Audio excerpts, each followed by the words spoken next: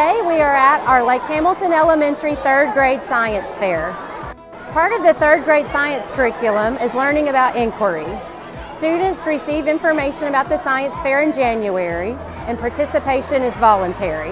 For 3rd graders that choose to participate, they do an experiment at home and they bring their backboard to school on science fair day.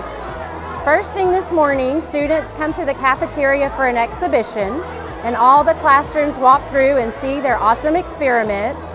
Later today, they will present their project to their homeroom class, and they'll also go to their 2nd grade teacher's class and perform their experiment for them.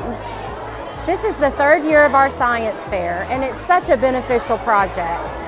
Not just for the 70+ participants, but for all the boys and girls walking around that get to see inquiry in action.